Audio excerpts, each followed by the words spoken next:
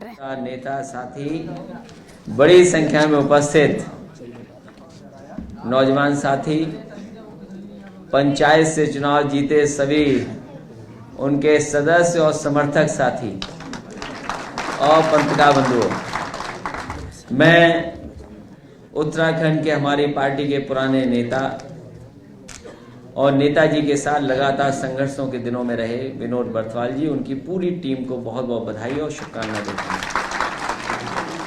हालांकि नेताजी के ऊपर बहुत सारी किताबें लिखी गई हैं, समय समय पर कई अच्छे लेखकों ने भी किताबें लिखी हैं, लेकिन जिस तरीके से आपने उस संघर्ष जो उत्तराखंड को लेकर के हुआ और उस तरह उस पक्ष को मैं समझता हूं बहुत अच्छी तरीके से आपने रखा है। मैं आपके इस काम के लिए, क्योंकि बहुत सारे नौजवानों को सीखने का और समझने का मौका मिलेगा, संघर्ष के बारे में जानने का मौका मिलेगा, हमारी पार्टी और हमारे लोगों की क्या लाइन थी, क्या दृष्टिकोण था, क्या हम चाहते थे, वो तमाम चीजें इस किताब के माध्यम से जानने को और समझने का मौका मिलेगा। क्योंकि पढ़ना चाहिए। मेरे बाईं तरफ एक साथी ताली बजा रहा है और कुछ दिन पहले हमें जनता दरबार में मिला था और वो शिकायत ये करने आया था कि कोई रिजल्ट में मामला ठीक नहीं हुआ है, क्योंकि सरकार है, वो जानते हैं, अधिकारी हमारे उस समय बुलाए मैंने और अधिकारियों से मैंने कहा कि निर्णय वो लो जिससे ज्यादा से ज्यादा नौजवानों को लाभ मिल जाए, किसी के साथ अन्याय ना हो, क्योंकि वो अधिकारी जानता था कि शिकायत करने वाला कौन है, तो उसकी पूरी कॉपी ले आए। हालांकि मैं बताऊंगा नहीं कि कॉपी में क्या लिखा था। जो आप सोच नहीं सकते वो रिजल्ट था। एक आदमी पास थे कि सब में फेल थे। जो कॉपी आई थी उसमें कुछ था ही नहीं। ऐसे बहुत सारे हमें साथी दिखाई दे रहे हैं यहाँ पर, जो समर्थन में आए हैं लोग, पीछे से लेके आगे तक किसी न किसी साथी का माहौल बनाने को लेकर के आए हैं।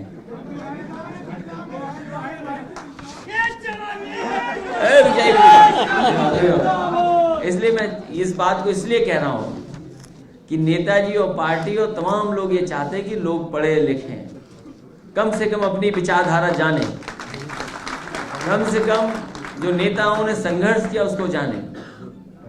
अगर समाजवादी सिद्धांत को नहीं पकड़ोगे आप और पुराने नेताओं का संघर्ष नहीं पकड़ोगे, तो मैं समझता हूं हमारी लड़ाई और आपकी लड़ाई अधूरी रह जाएगी। ये सही है कि सरकार में हम लोग हैं, लेकिन अभी दूसरे प्रदेशों में कम फैल पाए हैं, जहां विनोद बर्थवाल जी ने इतना कुछ कहा।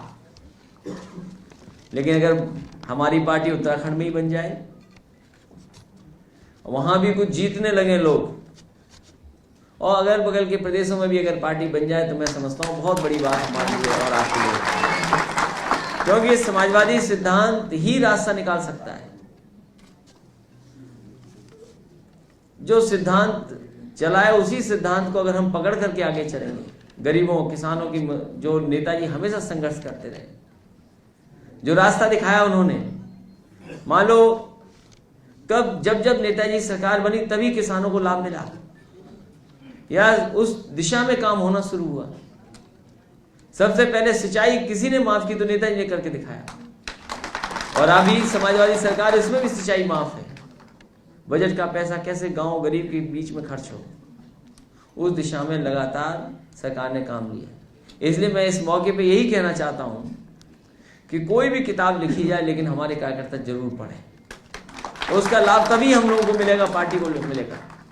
माने विनोद बर्थवाल जी ने लिख दी और पढ़े ना हम लोग, केवल तस्वीर देख करके रख दें, तो जिस सोच और समझ के साथ उन्होंने किताब लिखी है, मैं समझता हूं उसमें पूरा हम लोग भी करके दिखाएंगे। इसलिए पढ़ें भी, और जो हमारे ट्रेनिंग कैंप चलते थे या प्रशिक्षण शिविर चलते थे, उस दिशा में भी हम समझते हैं हम लोगों को काम करना चाहिए, क्योंकि नेताजी ने सबसे पहले उत्तराखंड में शिविर चलाया था और बहुत लंबा शिविर चला था।